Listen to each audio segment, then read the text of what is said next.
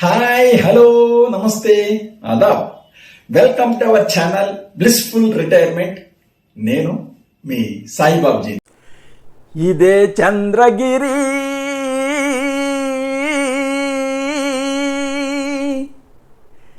ఇదే చంద్రగిరి, శౌర్యానికి గీసిన గిరి. ఇదే చంద్రగిరి, తెలుగు జాతి చరితలోన చెరిగిపోని కీర్తిసిరి. తెలుగు నెత్తురుడికించిన వైరులకిది మృత్యువుదరి. ఇదే చంద్రగిరి,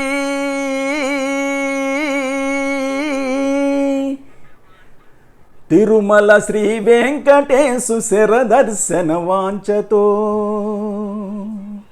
తిరుమల శ్రీ వెంకటేశు శరదర్శన వాంఛతో ఎమ్మడి నరసింహుడు నిర్మించిన దుర్గము.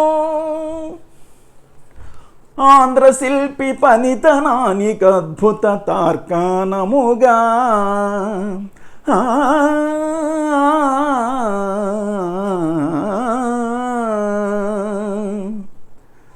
ఆంధ్ర శిల్పి పనితనానికి అద్భుత తార్కాణముగా వెలసినదిట స్వర్గము వెయ్యేళ్లకు పూర్వము.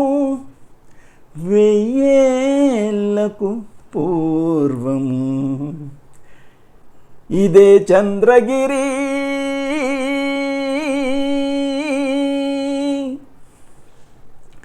ఇక్కడే తిమ్మరుసు చదివి ఎదిగినాడు. రాజనీతి రాటుదేలి రాయల గురువైనాడు.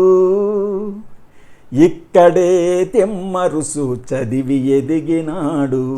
రాజనీతి రాటుదేలి రాయల గురువైనాడు. ఈ మహలే కవి గాయక పండిత జన మండలమొకనాడు. ఈ శిథిలాలే గత వైభవ చిహ్నములై మిగిలిన వీనాడు. గత వైభవ చిహ్నములై మిగిలిన వీనాడు. ఈనాడు ఇదే చంద్రగిరి. ఈ పాట కోడనాగి చిత్రంలో 1974లో ఇక్కడ చిత్రీకరించబడింది. అదిగో ఎదురుగా కనపడుతున్నటువంటి ఆ కొండ మీద చూసారా, అదే దుర్గం. ఇక ఈ కోనేరుకి ఒక ప్రత్యేకత ఉంది. అదేంటంటే ఈ కోనేరు ఎంత లోతు ఉంటుందో కూడా చెప్పలేరట, అంత ప్రశస్తమైంది ఈ కోనేరు. చంద్రగిరి రాయలవారి కోట ముందు భాగంలో ఉన్న ఎత్తైన కొండనే చంద్రగిరి దుర్గంగా పిలుస్తున్నారు.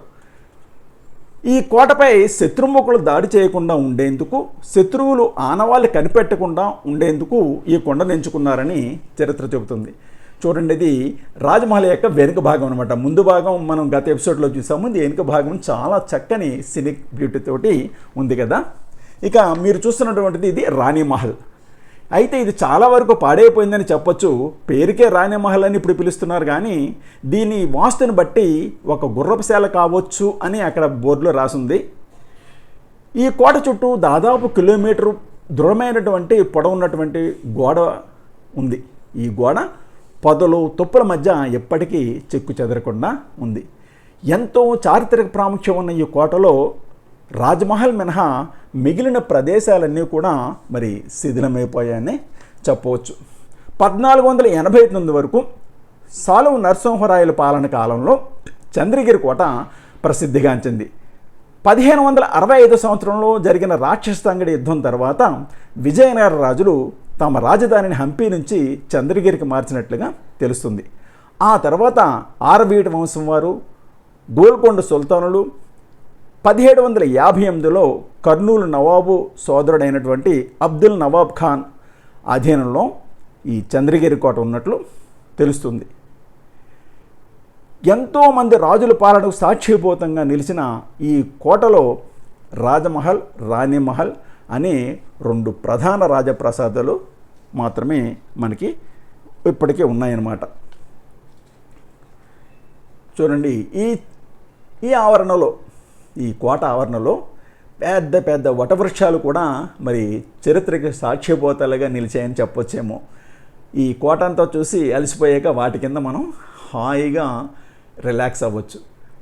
ముఖ్యంగా 1974లో మరి ఇక్కడ కోడినాగ్ అనే మూవీని పాటని చాలా సినిమాలో ముఖ్యమైన సన్నివేశాలను కూడా చిత్రీకరించారు. అప్పట్లో అందాల నటుడు శోభన్ బాబు గారు, చంద్రకళ, లక్ష్మి, జగ్గయ్య గారు ముఖ్య ప్రధాన పాత్రలు నటించిన ఆ సినిమా సూపర్ డూపర్ హిట్ అయింది అప్పట్లో. నేను ఇందాక పాడినటువంటి పాట ఆ చిత్రంలోనిదే. ఈ రాజమహల్ని ప్రస్తుతం 1988 నుంచి మ్యూజియం కింద మార్చారు. ఆ మ్యూజియంలో రాయలసీమలో దొరికినటువంటి శిథిలాలు ఇగో చూసారా, ఇవన్నీ కూడా రాయలసీమకు తవ్వకాల్లో దొరికిన శిథిలాలు, పురావస్తు శాఖ వారు చేసిన త్రవ్వకాల్లో దొరికాయి. వాటిని ఇక్కడ మరి చక్కగా అమర్చారు. ఇవన్నీ కూడా మనం చూడొచ్చు. ఇంతటి ప్రశాంతమైన అందమైన కోట మరి ఈ రోజుకి మనకి చెక్కు చెదరకుండా ఆ వారసత్వ సంపదను అందిస్తున్నటువంటి కేంద్ర ప్రభుత్వ పురావస్తు శాఖ వారికి మరి ఎన్ని థ్యాంక్స్ చెప్పినా సరిపోదేమో కదా. ఇక కోటలోకి ప్రవేశించేటప్పుడు ఈ కోట లోపలికి మరి ఇక్కడ చూడటం జరిగింది, పూర్తిగా చూసేయడం జరిగింది. తిరిగి తిరుపతికి రిటర్న్ అవుతున్నాం. కోటలో ఈ మలుపులు ఇవి కూడా ఎందుకు ఉంటాయో కూడా గతంలో మనం డిస్కస్ చేసాం. ఈ కోటలోకి మనం ఎంటర్ అయ్యేటప్పుడు చూపిస్తాను చూడండి. మార్గ మధ్యంలో కుడివైపున మనకి ఒక పెద్ద బండరాయి కనిపిస్తుంది. అది చూసారా బండరాయి. ఈ బండరాయిని మీద రాయల వారు ఉరి కొయ్యని ఏర్పాటు చేశారని, ఎందుకంటే తీవ్రవాదులు, ముష్కరులు, నేరస్తులని రాజ్యంలోని ప్రజలందరి ముందు ఆ బండపై ఉన్న ఉరికొయ్యి మీద ఉరి తీసేవారట. అయితే కొంతమంది మరి దానిని గంటా మండపంగా పిలుస్తారని చెప్పి అంటున్నారు. తిరుమల శ్రీవారికి నైవేద్యం పెట్టినప్పుడు గంట మోగిస్తారు కొండ మీద. ఆ శబ్దం విన్న తర్వాత బండపై గంట మోగించడం ద్వారా రాయల వారు భోజనం చేసేవారని మరొక వాదన వినిపిస్తుంది. అది మరి ఎంతవరకు నిజం, మరి రెండు వాదనలు వినిపిస్తున్నాయి. ఏమైతేనేమి ఇది చంద్రగిరి కోట గురించి మరి నేను ప్రతిసారి విభిన్నమైనటువంటి వీడియోస్తో మీ ముందుకు రావాలని నా యొక్క ఆలోచన.